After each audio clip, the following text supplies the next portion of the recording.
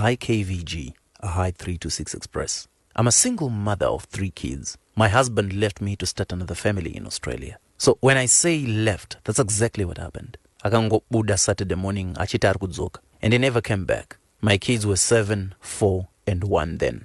Ndakaita over a week looking for him. I went to his sisters who pretended not to know where he was. After tagara and everyone agreed it was best to report missing person kumapurisa. Only then, ndipo pavakataura kuti he's in the UK. Vaito nyepa, he was in Australia, I later discovered. It was difficult to understand why he left without saying goodbye. Ndakapinda mu depression kusvika pakunwa I was falling apart. My mom vakazonditi, you're being selfish crying over this man. You need to step up for vana. So I did. I started bringing mapats emota and doing hembe on one side until life yedu yave with my husband. I never had the heart to remarry. My hot topic is 2 months ago, Vanate came to my house to talk about my husband, Vachitarwar. He needs to see the kids. Apparently, he came back home, achimbo fambirwa. Then he went to South Africa for an operation and came back. So ininda karamba nevana and told them that vana baba ndini jese.